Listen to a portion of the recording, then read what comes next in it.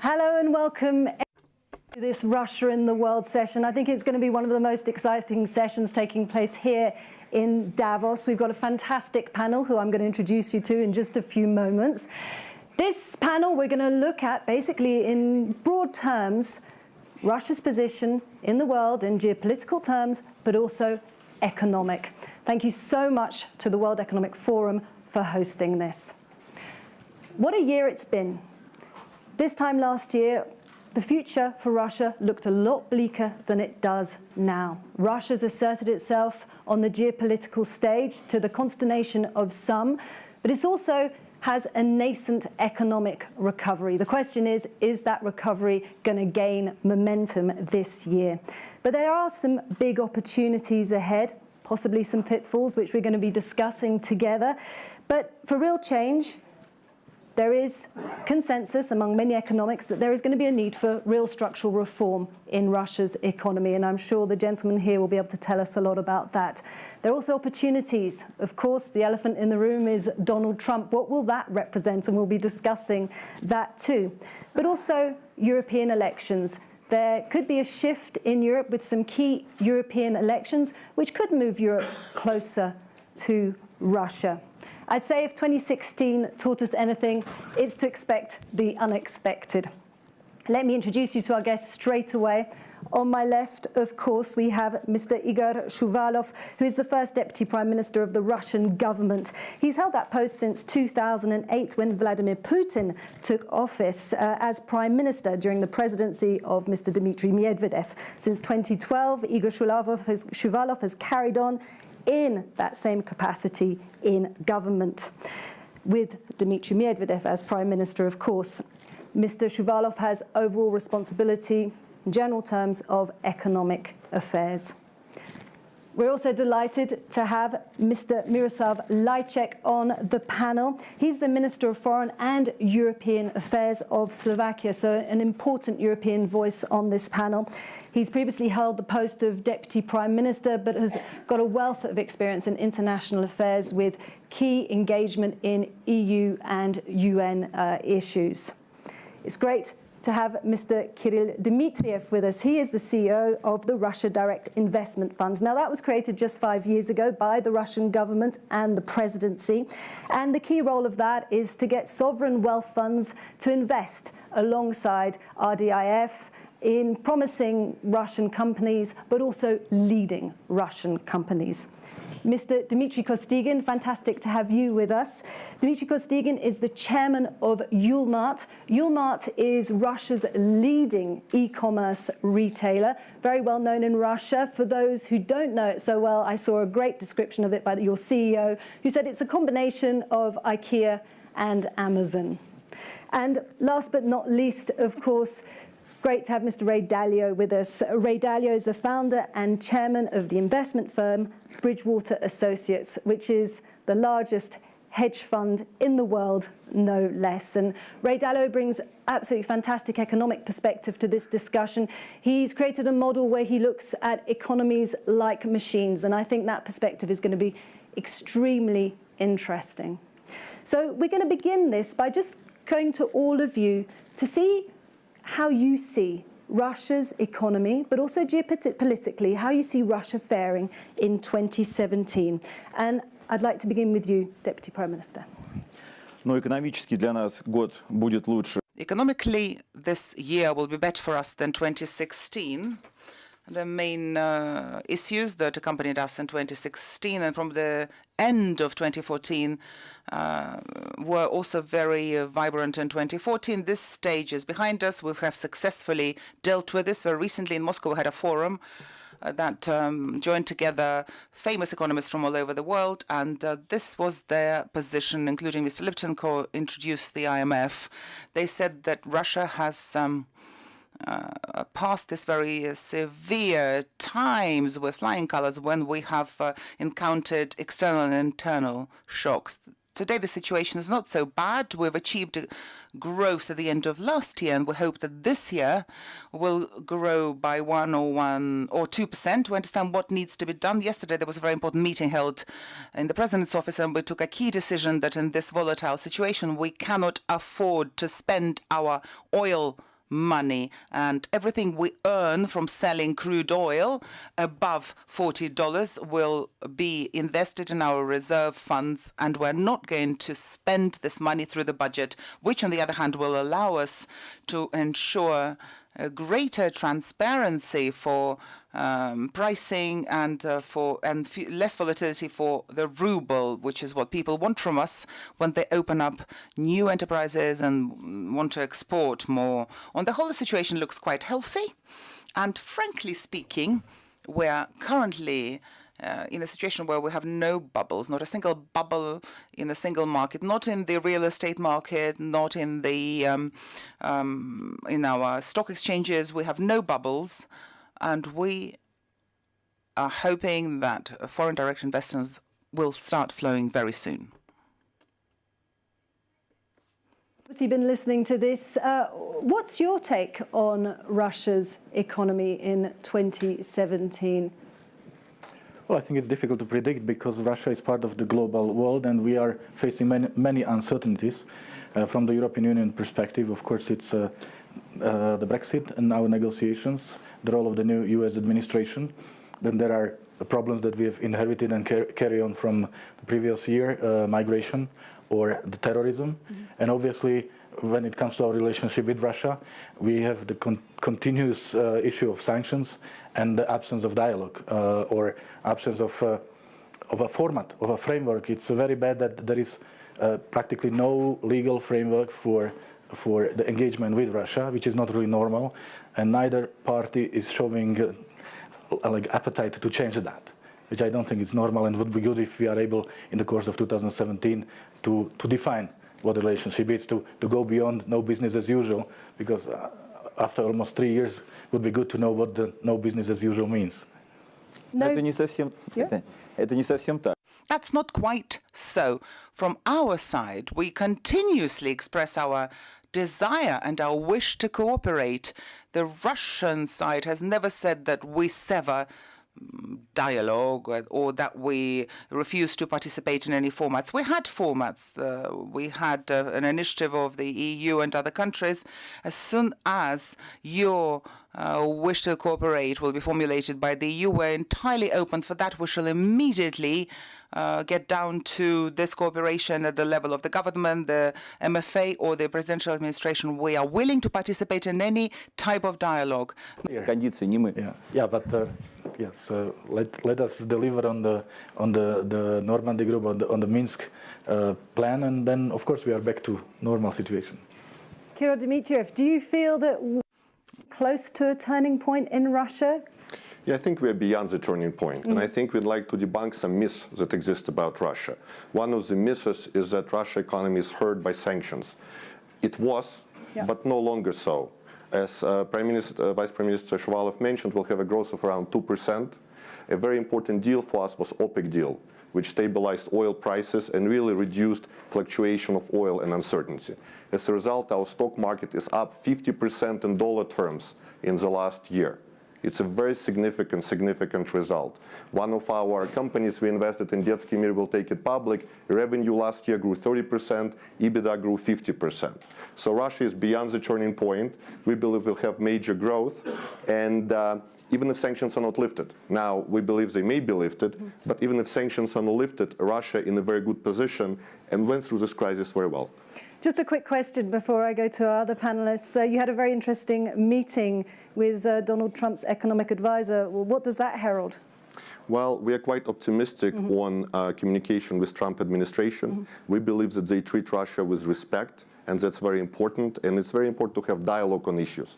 And I still remember, as Vice Prime Minister Shuvalov 2 years ago mentioned here in the audience about Russia in light of sanctions, it will be united with President Putin moving forward despite sanctions. And this is what we hear as understanding of some of the people of Trump administration. Mr. Scaramucci also said he understands that sanctions actually united Russia rather than reduced popularity of the president. So we want to have a good dialogue, and we believe we have a basis for this dialogue. Okay, well, we'll get back to those questions of sanctions and Donald Trump later on in the discussion, but I'd like to bring Mr. Kostygin in and get a sense of business confidence in Russia. How's the business community feeling? I started to do business under Gorbachev in '88. And at that time, I was buying jeans in the market in Moscow, and then I was reselling them in a tiny town that I come from, near Nizhny Novgorod, which was a criminal offense under the Soviet legislation, by the way. And so I have comparisons to draw. I can draw comparisons. You can say whatever you like, but together with my business partner, we have been investing hundreds of millions of dollars in Russian industry for the last few years. Yes, of course, one can be afraid of black swans. You know, the fable about a clever fisherman who was afraid of everything. But then, of course, you can search for golden swans. So I think future will bring golden swans mostly in the territory of the Russian Federation. Dalio. Is that there is an economy in transition. And if we take the way you look at economies as machines, what stands out for you about Russia? Russia is a country with incredible potential. For those who don't know, I'm somewhat like a doctor. I'm not ideological, I'm not political. I just compare countries one to another. And across measures, I have a health index that looks across countries. And there are three major things that drive whether an economy is going to be good. The first is, are you blessed with natural resources? Russia has more natural resources by far than any country, so per capita it should be the richest country in the world. Second, the most important influence is how expensive educated people are. It has a highly educated population that is very cheap in world terms and therefore should be very competitive, very attractive. Another blessing. The third most important influence is level of indebtedness. The level of indebtedness in Russia is one of the lowest in the world. So what we have is a country with all of those elements, and then it has some problems and some challenges to that. And I think the biggest challenge to that, well, we'll go into that. It is a country in which its development of its capital markets is very undeveloped. The ability to borrow and lend and invest is very low. The issues in terms of capital rights and property rights are a problem. So it has a great deal of potential. When I look at the last year, or last couple of years, I'd say it had two big problems. We all know. It had sanctions and it had oil. Those problems are behind us. When I think of Prime Minister Shuvalov's comments, I'm exactly right. They have no bubbles at all. What the real situation, I think, here is the question of whether you can get those problems behind you. Economically, it's behind, and you will have a growth rate that'll be in the vicinity of what you said, and 1 or 2%, I agree. But this is a moment of potential to think about the next 10 years and to restructure the economy to live up to its potential, I think. What do you say to that, Deputy Prime Minister? Я абсолютно согласен. Fully agree. You think we're not thinking about structural reforms? Of course we're pondering them. We've been thinking about them and developing them when oil was expensive. And then we talked about it when the price for oil fell sharply. At the moment, the government program is being developed. And in May this year, we'll have a preliminary presentation of this program to the public. A number of public think tanks, non-governmental think tanks are preparing their own agenda, perhaps not alternative, but their own agenda. Where do we see main obstacles for our economic growth? And where do we see important actions for this year? Of course, we look further than this year and next year in order to make this growth sustainable and to move it from 2% to something a little bit more acceptable. We think 2% for Russia is a rather low growth rate for Russia. Now, what is in the forefront at present in our thinking? We should not make any mistakes for this growth to stumble. So we need very responsible macroeconomic policy. We are undertaking that. We haven't made any mistakes, and we're not planning to make any mistakes. It could be painful, but we'll continue going along this very severe, strict policy. Now, if we look a bit further, the main problem is the human capital, the education levels of the population, skills necessary in the market. What should we do for our education system and our labor market to adapt to world competition? We understand that we are losing out in terms of competitiveness here. It's a real challenge for us, which we're trying to deal with. There are many proposals here and many ideas, not simply dealing with financing this education system from the budget, but finding motivation for the industry to train and to skill up its own personnel, to give certain signals to the market, and to be interested in working with better technology. That's another issue. In terms of structural reform and long term, okay, we have to check it all out, not to be swayed from one extreme to another. We should check it all out, discuss it all publicly, and perhaps we'll do this in the remaining time in this political cycle, and then during the next political cycle we'll implement this agenda. Dmitry Kostygin, this brings me to you because it's very interesting. You're obviously tapped into the younger generations who are tech-orientated. What do you see they want to change? And you as a businessman, what are the main hurdles you're facing? Well, I have a favorite little song of mine, rather boring for those who are not in the know, but this is to do with Russian accounting standards. In the mid-2000s, there was an idea that we should move at least to GAP Russia or to the international accounting system. But however, people have forgotten all about the system, but we must move on to international accounting standards. That's my favorite lament. And we should move this out of the remit of Ministry of Finance. I can't forgive Mr. Kudrin that he never pulled it out from the ministry and didn't make it a more neutral system. It may be a tiny thing, but if we talk about non-material asset economy and development of IT, in my view, the Silicon Valley owes its success more to accounting system than to anything else. Yes, indeed, we have a problem here. I'll react immediately. We are simultaneously applying two systems, the Russian accounting system and the international accounting system. We have started with state assets at the moment. This is our first responsibility. And in 2017, we will determine the dividends only according to international accounting system. So we are sending the right signals.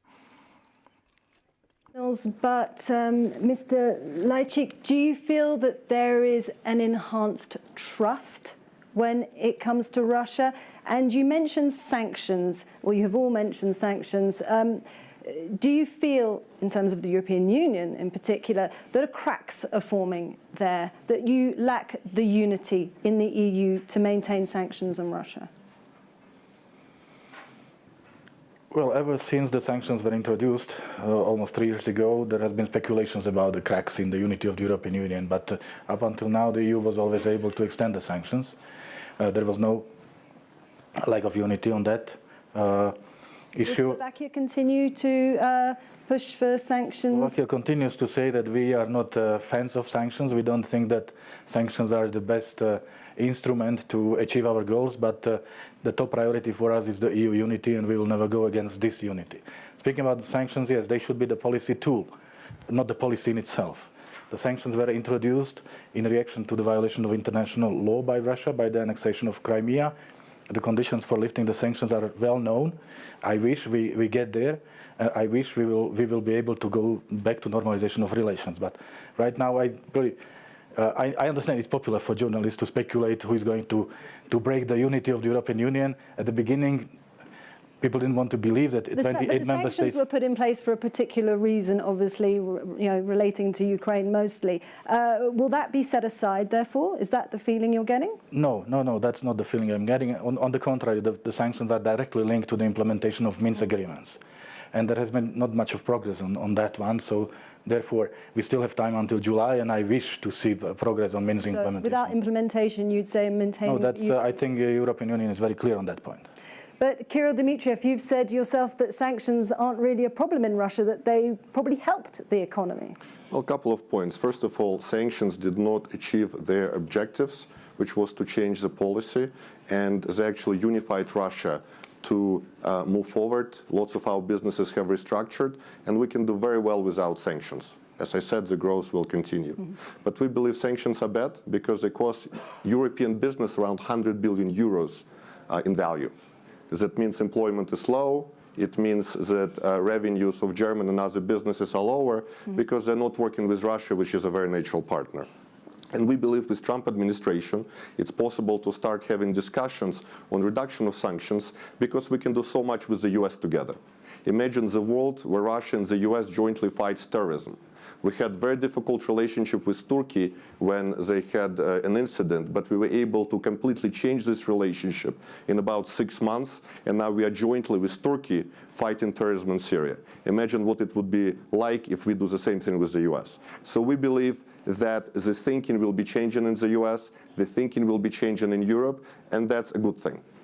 Ну, поскольку я в правительстве, Well, as I work in the government, this positive stance of Kirill, I cannot share that. I cannot share that. Perhaps the market is expecting improvement of our relationship with the US, etc. In our work, we base our plans on possible continued severe conditions externally, and our agenda is formed on the basis of continued sanctions. If they're lifted, the situation will improve, but we operate on the basis of continued sanctions. You mentioned that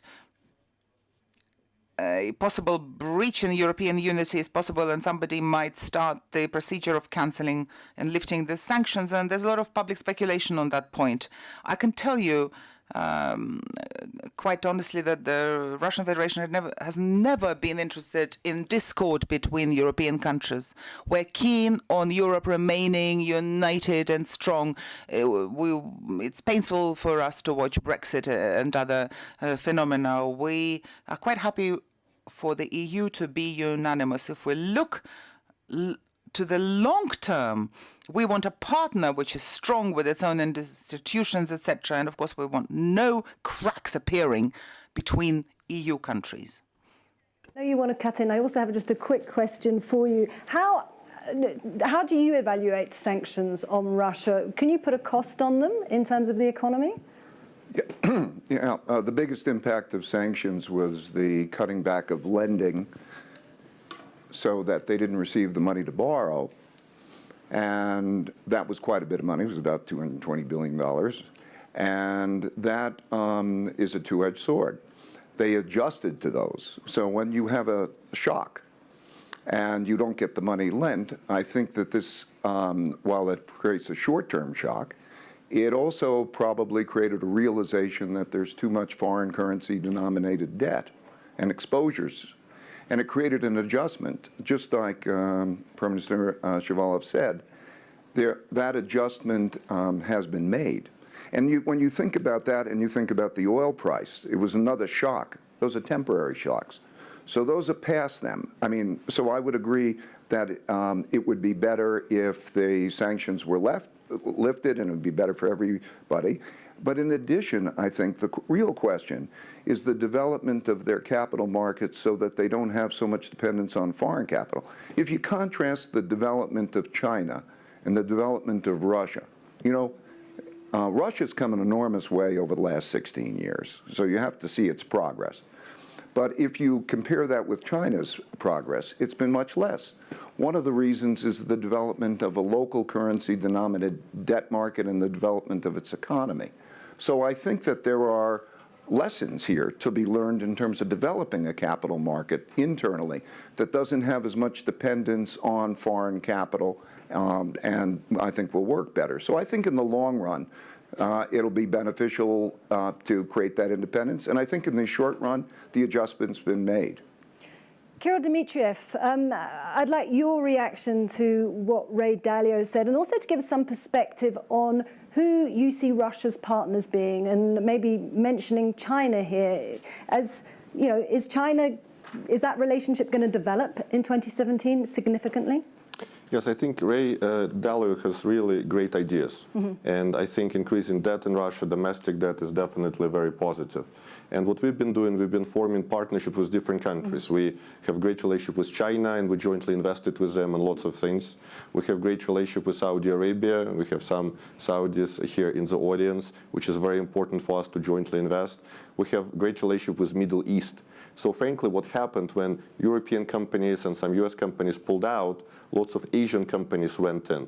And there is lots of strategic work being done with China. And obviously, Russian economy benefits from the growth we see having been resumed in China in the last 6 months. So Russia is interested, and our fund is interested to partner with European Union. We have done an investment in ARC International, which is a French company creating lots of jobs in France. So I think joint investments is really important to create jobs, because job creation is a big item on Trump's agenda, on European agenda, and on Russian agenda. On China. Yeah. Поскольку в правительстве я отвечаю за это. In the government, I'm responsible for partnerships, and for China, I'll say a few words.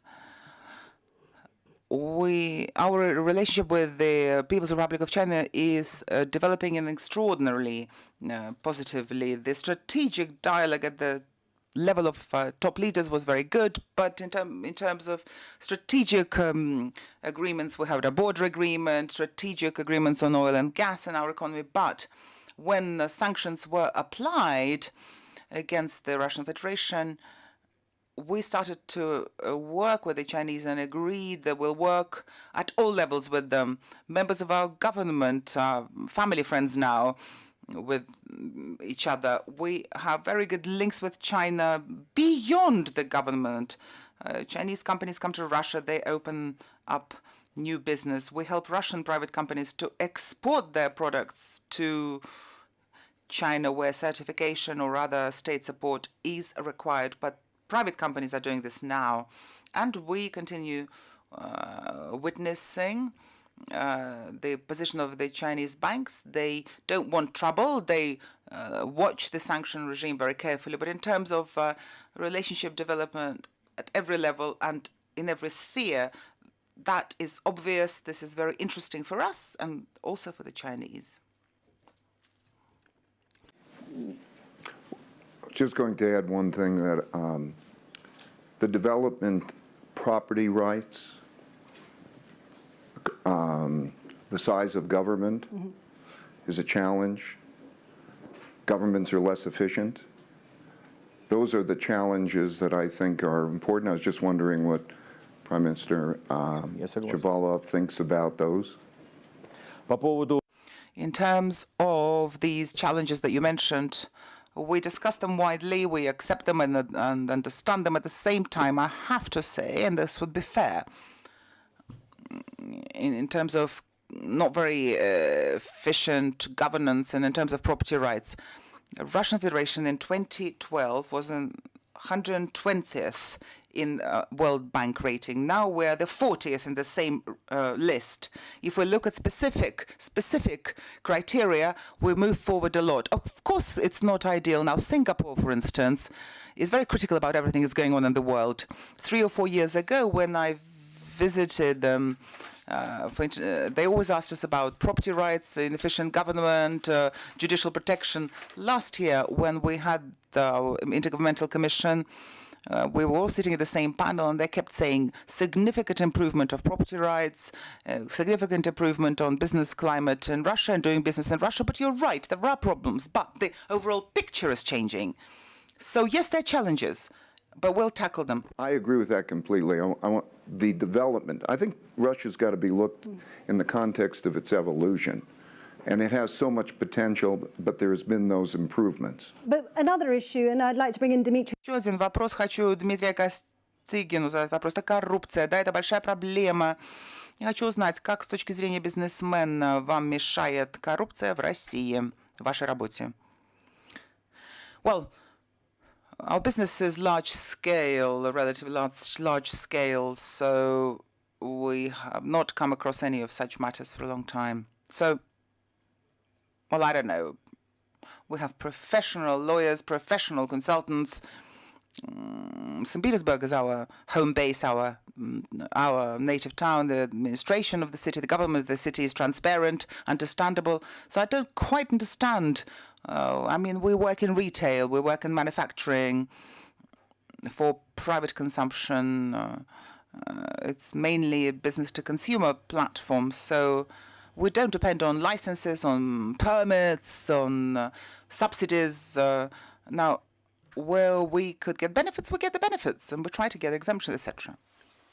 Start talking about Donald Trump and his potential effects on Russia, because we've got a much more business-led administration. And in terms of deal-making, I'd like to understand from, well, our Russian contingent and maybe Ray Dalio, how they see that progressing in 2017, and whether you're able to, if you're going to permit yourself to forecast a little bit about how things will go, because Kirill, Dmitriev, I think you're going to have a US delegation arriving to Russia. It was one of the first high-level meetings of that kind that took place here in Davos.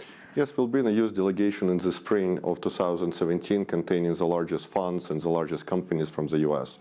And this dialogue is very, very important, because one of the problems we have with the US is the mutual investment level and mutual trade is much less than with the European Union. So basically, we don't have enough of commercial and enough of investment dialogue, and we believe it's very important. And we would love to have Ray and other people, be there as dialogue partners to discuss what can be done jointly with Russia.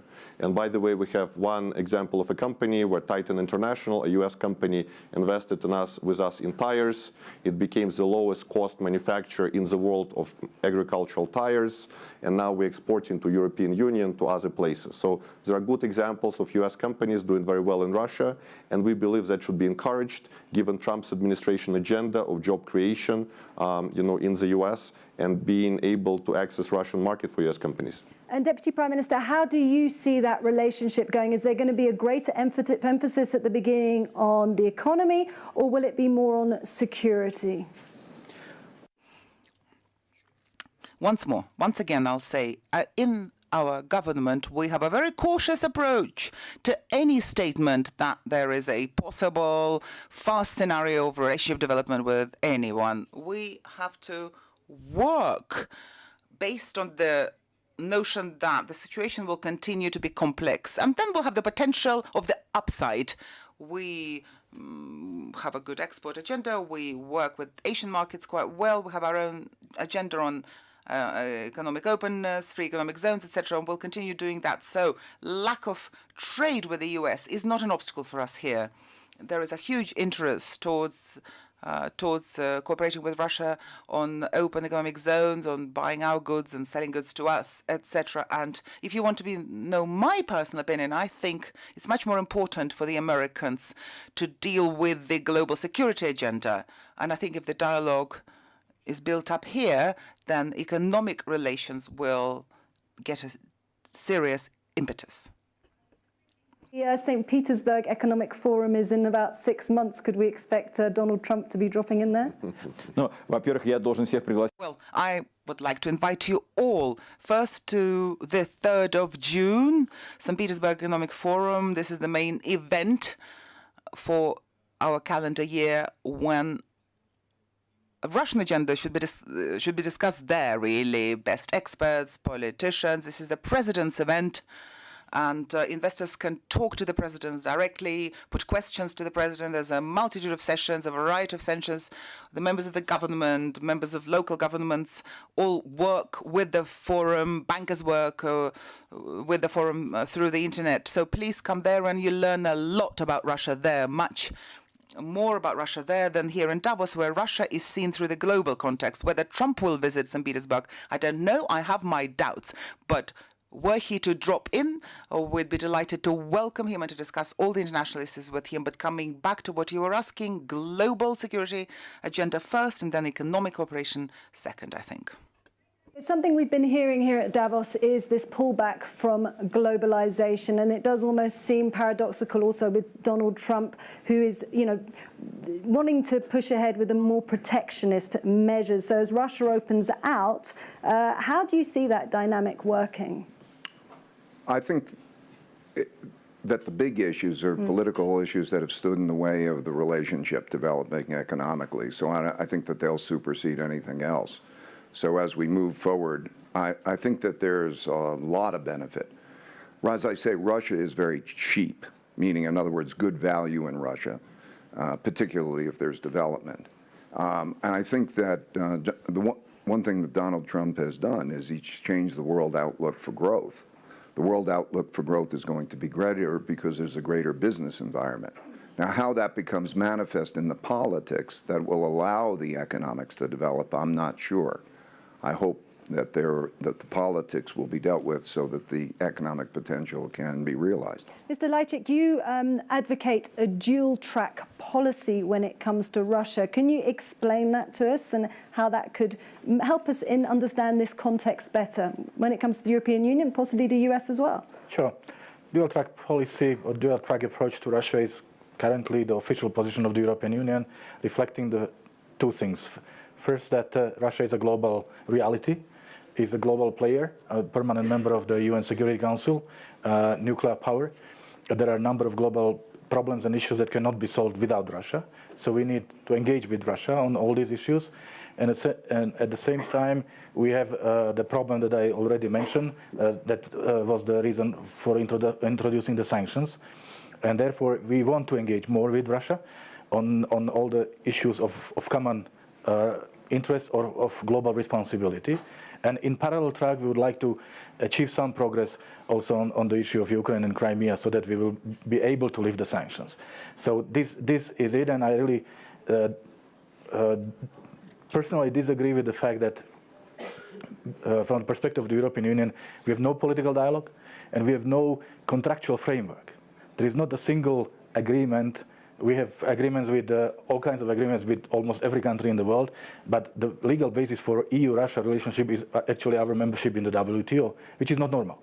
So it would be good to achieve a level of engagement that will reflect the global role of both the European Union and Russian Federation. So we are facing the global problems and global challenges, and it would be good to have Russia fully integrated into the global effort.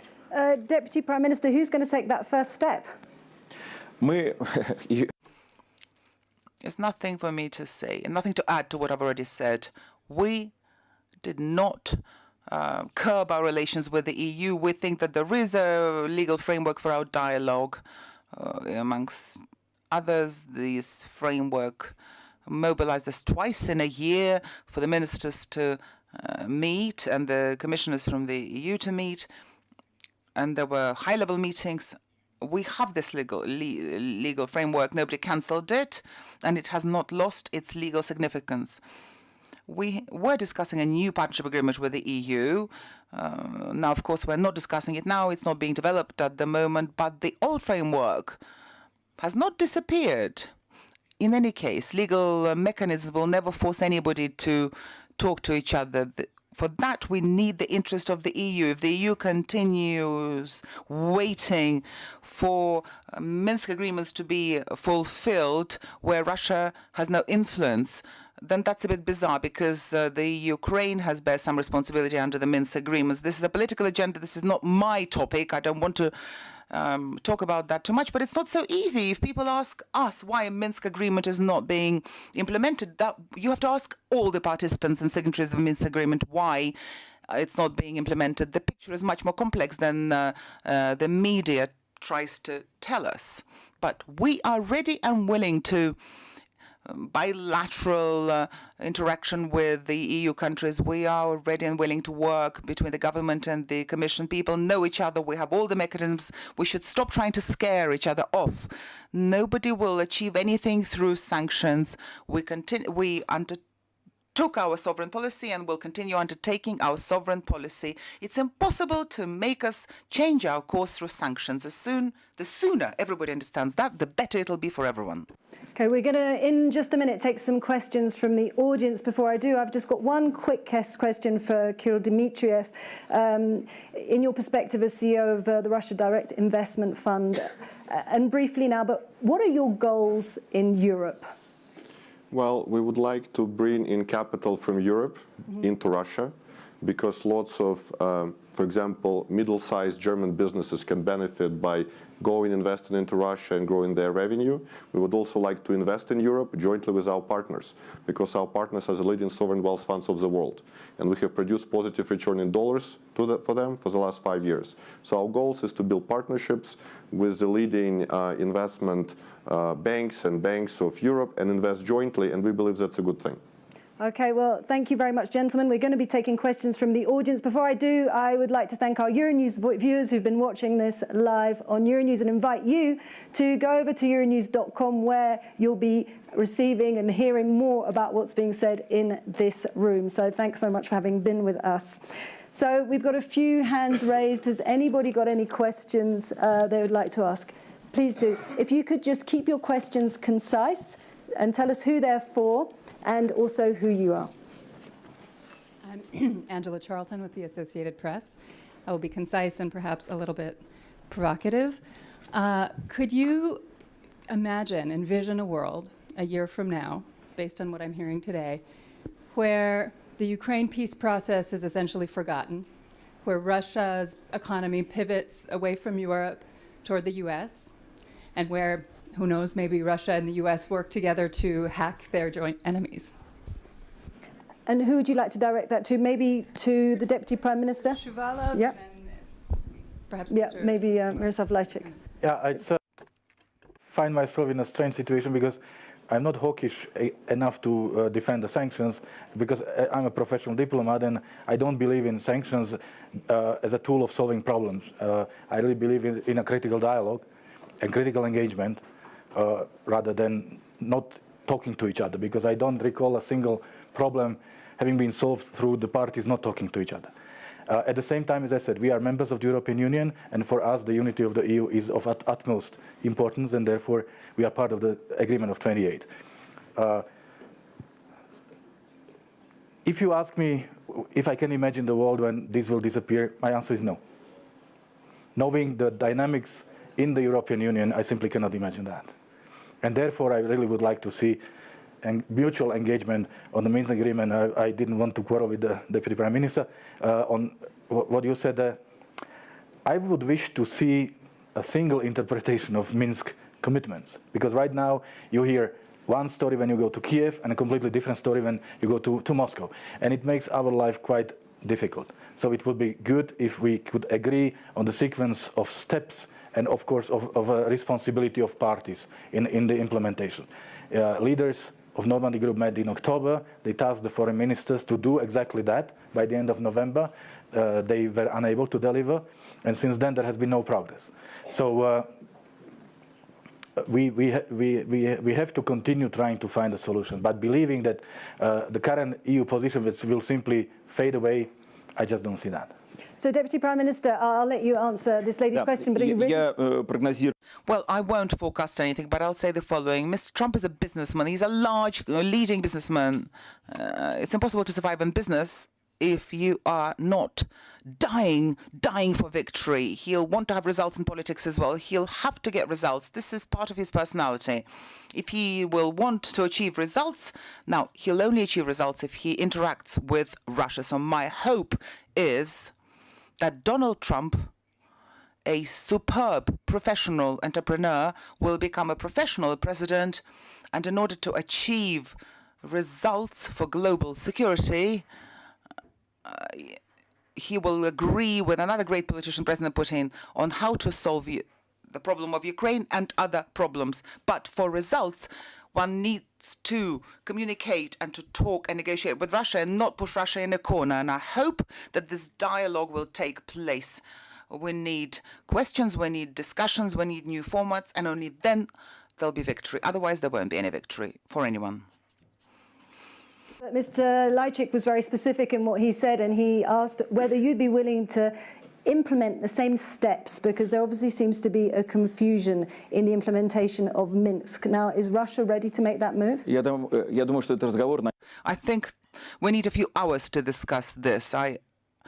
I am often present when we're explained how Minsk agreement is being implemented. This is an ungrateful task. Let the MFA work on that. But the main problem is lack of dialogue. If all those involved in the Minsk process are impartial and read the text of the agreement itself and look at what is taking place to achieve results, then we'd have more practical results. But recently we see that the Minsk format is not as intensive as before.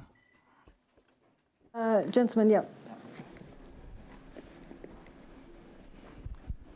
Fubini, Corriere della Sera from Italy. It's a question for Deputy Prime Minister Shuvalov. Recently, a Russian battleship appeared in front of Libya, lending support to General Haftar, who is in fact waging war on the UN officially recognized government of Libya. So how that makes sense in your view, and why Russia should get involved in that region? Но для меня это, знаете, пустые спекуляции. For me, these are empty speculations. Please don't ask me such questions.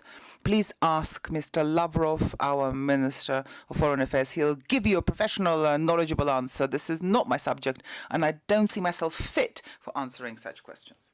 I beg your pardon.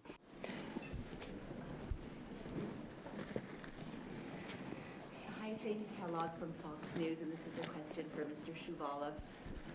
The dossier that the former British MI6 agent handed over to U.S. intelligence services on Donald Trump has been basically dismissed by the Kremlin.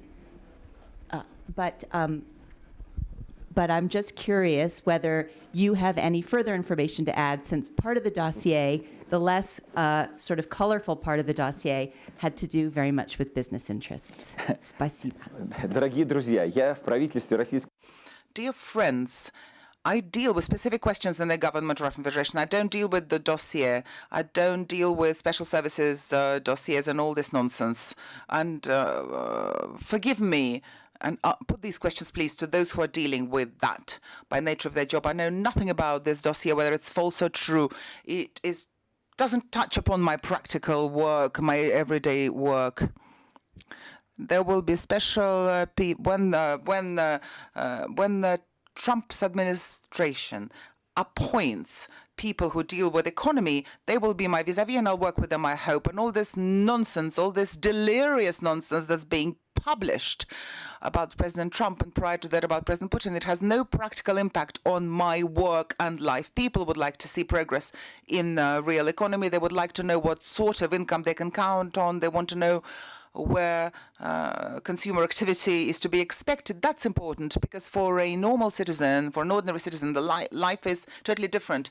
Journalists and politologists are concerned with completely different matters from those which concern ordinary citizens. And my job is to answer to the concerns of ordinary citizens, I think. I was wondering if anybody would have a question for any of our other panelists, because we do have some other great panelists with us.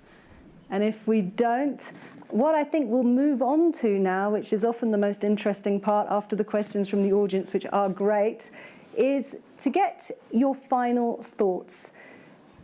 How you see 2017 moving forward, the obstacles, your hopes, and in practical terms, what you're going to be doing.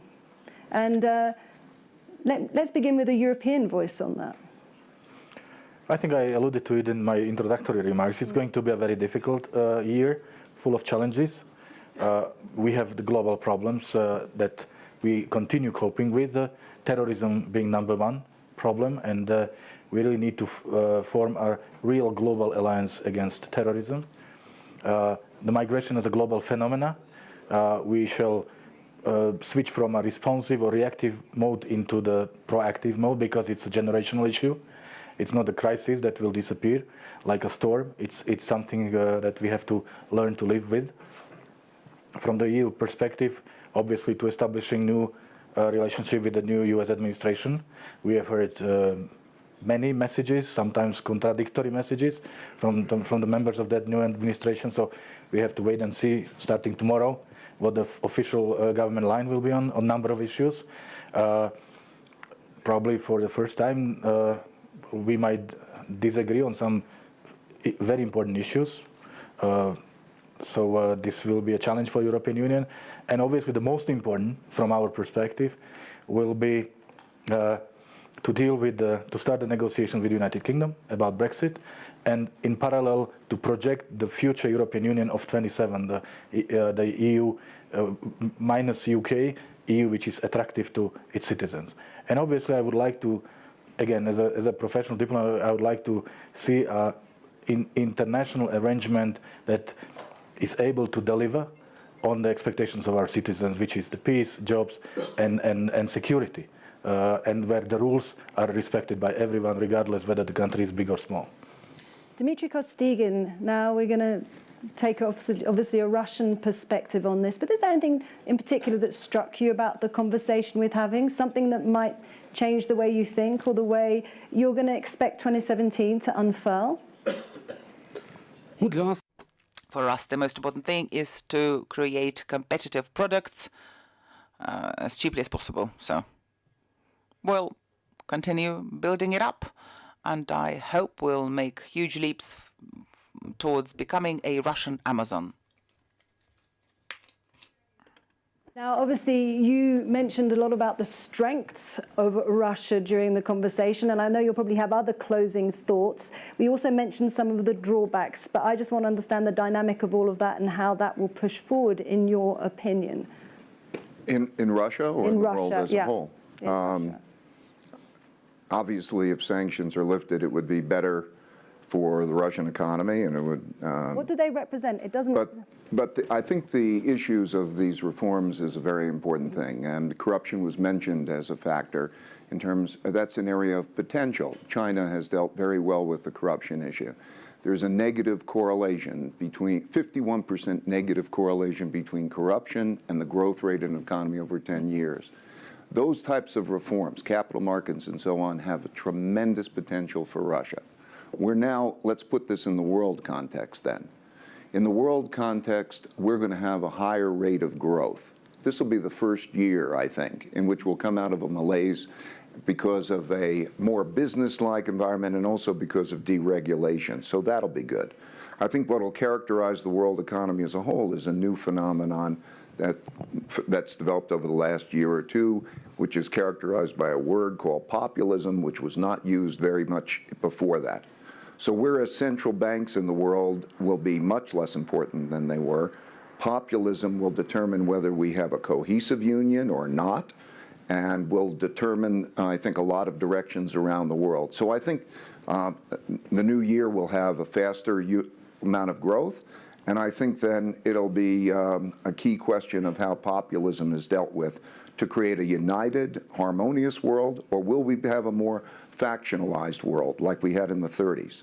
So I think there are questions. I think in terms of the U.S. administration, the question is, we know that Donald Trump is an aggressive man. Is he aggressive and thoughtful, or is he aggressive and reckless? We're going to find out, I think, in the new year. We have new administration. Many of them are people that he's put into positions, are very responsible, thoughtful people. So we will start to see these things in the new year. So there are many questions, I think, for the new year, but I think it's likely that we'll have a faster growth rate, and I think a lot of potential in Russia if they realize it. Kirill, Dmitriev, thoughtful or reckless Donald Trump, that must be something that plays on your mind. Well, we see very professional people in the Trump administration. It's probably one of the most professional cabinets that existed, with lots of very accomplished people. But something I'd like to mention as far as this discussion, I think it shows that there are lots of myths around Russia that are just not true. And those myths prevent making some of the right decisions. Because if you think that Russian economy is destroyed by sanctions, then you approach it in a certain way. But if you understand that it's actually doing pretty well within sanctions, you have to approach it very differently. So my prediction for 2017 is that this narrative about Russia is going to change and is going to become more realistic. And I was just with Bob Shiller, who is a Nobel laureate, and he talked about narratives and the importance of narratives for economics. So we believe that narratives about Russia have to be more reasonable, have to be more realistic, and they cannot be manufactured with the idea to isolate Russia, but they have to be realistic what Russia really is. Mr. Igor Shuvalov, the final word to you. 2017 for us will be a complex year. we will have to ensure growth, not curb it, not create any obstacles. I think we'll manage. No populist steps, hopefully. And the most important thing in 2017 for us is to achieve a public consensus on those reforms which need to be undertaken. Our citizens have a different attitude to increasing the retirement age. We have other contentious issues, but for us to succeed in the next political cycle in 2017, we should not only say that we know what should be done. We should work in such a way that the majority of people who go to presidential elections would share our views. Agenda for the next political cycle and acceptance of this political agenda amongst the voters, for it to give us results in the end and not simply remain as planned. In terms of global scene, we think that 2017 will be warmer for Russia, and there'll be an understanding that perhaps it's complicated, perhaps it's difficult through dialogue, but that global security requires agreements with Russia step by step, that it's much better to agree step by step than to push each other into opposite corners. Absolutely fascinating discussion. I'd like you all to thank our speakers, obviously the Deputy Prime Minister, Kirill Dmitriev, Dalio, Dmitry Kostygin, and of course the Foreign Minister of Slovakia, Miroslav Lajcák. Thank you very much. And thank you very much to the World Economic Forum. And thank you. Thank you. Thank you. Thank you so much. Thank you.